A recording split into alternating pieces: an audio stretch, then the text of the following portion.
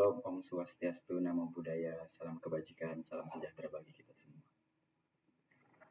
Baik, perkenalkan nama saya Muhammad Furqan Alfabiansyah, NIM 2300455, mahasiswa Universitas Yatsi Madani, Fakultas Teknologi dan Bisnis, program studi ilmu komputer.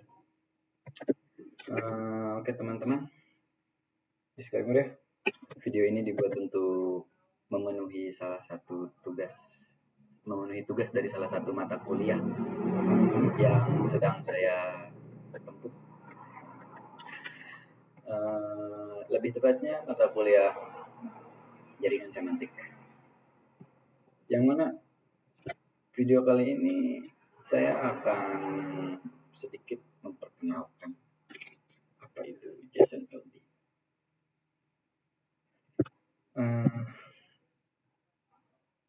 Jadi apa sih JSON LD itu? Coba teman-teman, apa yang teman-teman pikirkan ketika mendengar kata JSON LD? Kalau saya pribadi sih, saya lebih ketika mendengar kata JSON itu saya ingat ke Jason Ranti ya, yang lagunya Aku Tak Ingin Menangis. Nah itu, oke. Skip. JSON LD, seperti yang teman-teman lihat di slide PowerPoint saya, JSON LD adalah kepanjangan dari JavaScript Object Notation for Linked Data. Nah, langsung kita ke definisinya aja ya. Oke. Mau saya bacakan apa teman-teman membaca sendiri? Boleh saya bacakan aja ya.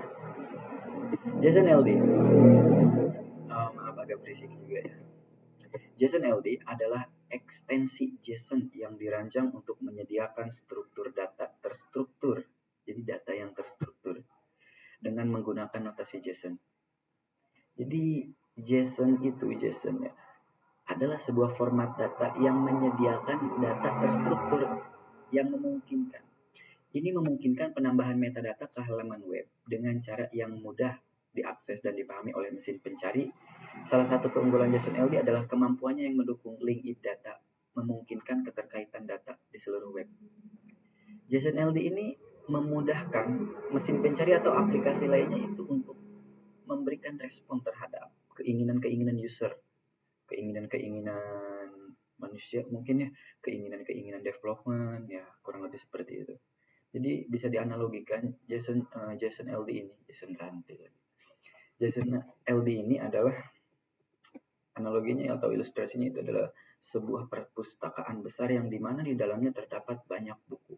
Nah, di setiap buku itu mempunyai sebuah kartu profil mungkin ya, kartu deskripsi dari buku tersebut, siapa penulisnya, apa judul bukunya, subjeknya apa. Jadi JSON LD itu ilustrasinya seperti kartu yang ada di dalam buku tersebut, kartu identitas bukunya itu loh. Dia memberikan data terstruktur akan suatu data itu ya, dan dia juga di samping itu dia juga memberikan link atau hubungan terhadap buku-buku lain gitu. Maaf agak berisik ya. Ulangi lagi. Jadi dia bisa dianalogikan seperti kartu di dalam buku yang ada di sebuah perpustakaan besar. Yang dimana di dalam kartu buku itu terdapat nama penulis, judul buku ataupun subjek. Di samping itu dia juga mempunyai hubungan yang erat, yang melekat dengan buku-buku lain. Kurang lebih seperti itu. Dia itu adalah sebuah format data yang terstruktur ya. Mungkin itu yang harus diingat, sebuah format data yang terstruktur. Oke, next ya. Struktur JSON LD. JSON LD menggunakan format berbasis objek yang terdiri dari pasangan kunci atau kunci dan nilai. Key and value ya. Jadi JSON LD itu mempunyai struktur dasar atau sintaksis dasar yang terdiri dari key and value, di mana ada key, di situ ada value. Jadi itulah JSON LD. Dengan deklarasi konteks yang menentukan konteks atau vocabularies yang digunakan untuk dokumen JSON LD, umumnya menggunakan URL konteks seperti di dalam titik 2 http titik kutip 2 http titik 2 //schema.org ya, yang mendefinisikan struktur data. Ada type menunjukkan tipe entitas yang dijelaskan dalam data seperti artikel, person, atau tipe lainnya sesuai dengan konteks yang digunakan. Ada name and description, informasi spesifik terkait entitas yang dijelaskan. Nah, jadi name and description itu lebih spesifik dari konteks dan tipe data itu, jadi lebih spesifik lah, bisa teman-teman pahami lah secara gampang lah. Bisa teman-teman bisa teman-teman pahami secara spesifik gitu. Next, manfaat JSON-LD. Pertama, SEO yang ditingkatkan. JSON-LD membantu mesin pencari memahami konten halaman web dengan lebih baik yang meningkatkan peringkat SEO. 2. Keterbacaan oleh mesin pencari struktur data yang jelas dan terdefinisi memudahkan mesin pencari dalam memahami isi halaman web. 3. Linki data. JSON-LD memungkinkan keterkaitan data di seluruh web, memperkaya pengalaman penelusuran dan analisis informasi. Jadi, manfaat JSON-LD itu sebenarnya lebih daripada ini ya, tapi ini secara garis besar ini yang bisa saya tuangkan di PowerPoint saya. Next, integrasi JSON-LD dengan RDF. Sebelum kita ke integrasinya, kita perlu ketahui dulu ini RDF itu apa.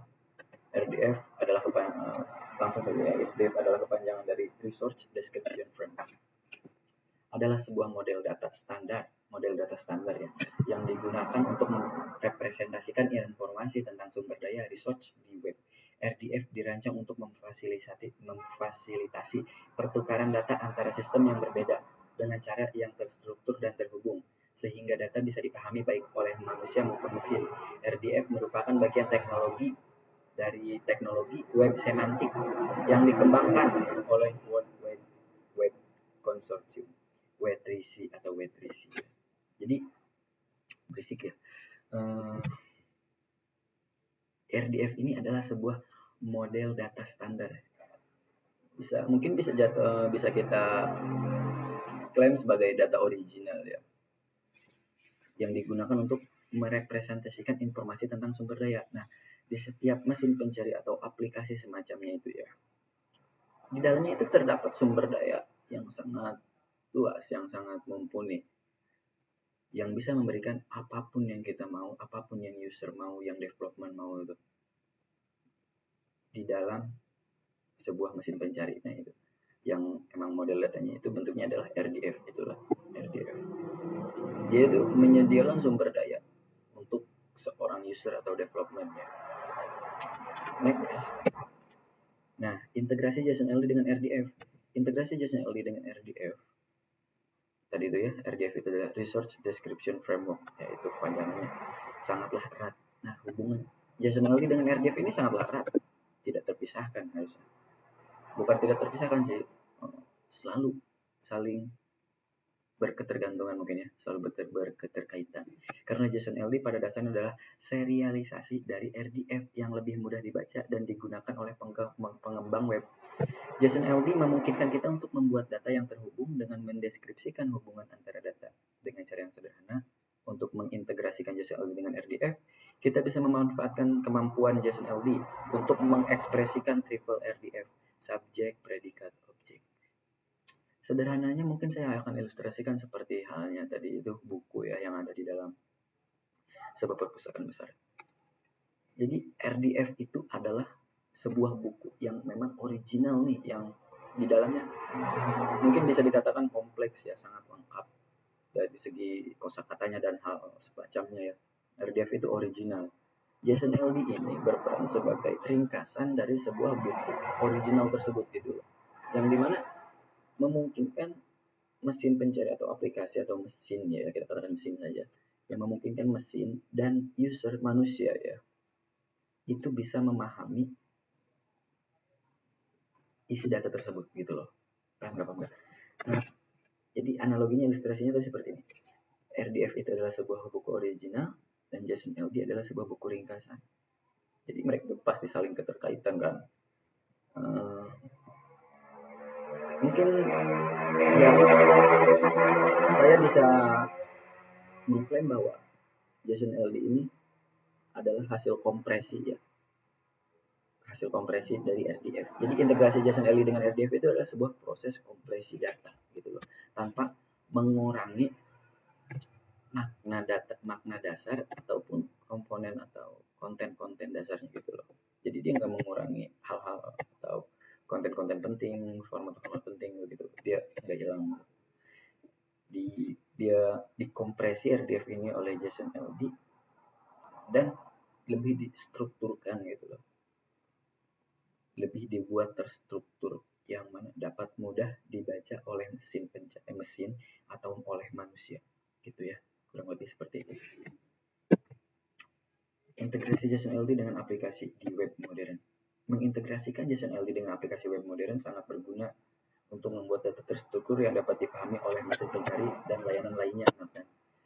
Jadi, mesin pencari atau layanan lainnya itu mudah ketika RDF ini diintegrasikan dengan JSON LD atau sebaliknya JSON LD diintegrasikan dengan RDF. Nah, setelah menjadi JSON LD, mesin pencari akan lebih mudah membacanya gitu, dipahaminya gitu. Yang dapat meningkatkan visibilitas dan keterbacaan data. Next. Langkah-langkah integrasi JSON LD di aplikasi web modern, contohnya mungkin saya berikan satu di sini ya, teman-teman bisa mengimplementasikan kepada web lain atau hal-hal lain. Misalnya dalam HTML. Pertama, JSON LD dapat disisipkan langsung dalam halaman HTML menggunakan tag kurung siku script type sama dengan titik kutip 2 application /ld plus JSON. Di dalam tab ya, jadi ketika kita ingin menyisipkan JSON LD, itu seperti halnya kita menyisipkan bahasa pemrograman lainnya gitu loh. Itu adanya di dalam tag head dia, kalau masih dalam tag head dengan menggunakan tag script type. Gitu. Ini memungkinkan data terstruktur untuk diambil oleh mesin pencari tanpa mengganggu tampilan halaman web. Ya. Adanya JSON LD ini dia tuh di dalam gitu loh, dia nggak bakal mengganggu tampilan halaman web, dia adanya di back end, harusnya tuh di back end bukan di front endnya, itu bukannya ya, mungkin gitu. Nah, deklarasinya seperti ini mungkin ya. Apa sih, tag doc type, tag HTML, tag head. Nah, di dalam tag head itu ada, nah kan ada tuh script type dengan application /ld plus JSON tuh, itu di dalam tag head dia, di atas body berarti. Ya seperti yang teman-teman bisa lihat di PowerPoint yang saya tampilkan ya. Itu cara mengintegrasikan JSON LD di aplikasi web modern. Next. Oh, selesai mungkin. Lanjut ya. Kesimpulannya aja. Udah habis PPT-nya. Kesimpulannya, JSON LD memberikan cara yang efektif untuk menyematkan metadata terstruktur ke dalam halaman web. Ke dalam halaman web ya, bukan ketampilan webnya. Memberikan manfaat besar dalam hal SEO. SEO itu tadi apa sih? Saya agak lupa. SEO. Enggak ada.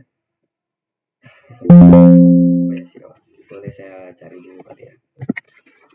Saya agak lupa.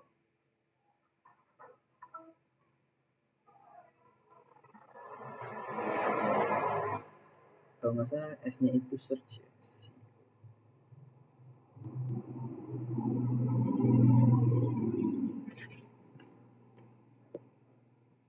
Ya, search kan benar. Search engine optimization ya. SEO itu adalah search engine optimization.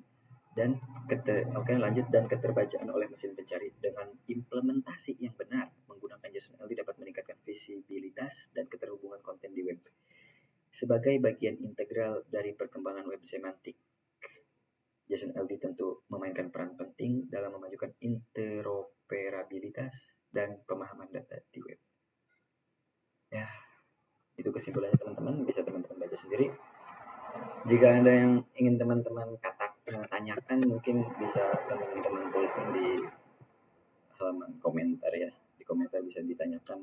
Kalau saya tidak bisa menjawab ya, teman-teman yang lain mungkin bisa membantu menjawab sehingga dapat terciptanya ruang diskusi ya. Kurang lebih itu. Jadi disclaimer sekali lagi teman-teman, video ini dibuat untuk memenuhi tugas dari mata kuliah jaringan semantik ya, dengan dosen pengampu Bapak Ihsan ya, Pak Ihsan. Mohon maaf. Di samping saya membuat tugas, tapi semoga dengan video ini dapat memberikan edukasi atau manfaat bagi teman-teman yang menontonnya. Kurang lebihnya mohon maaf. Allahumma fiqil aqwali. Assalamualaikum warahmatullahi wabarakatuh.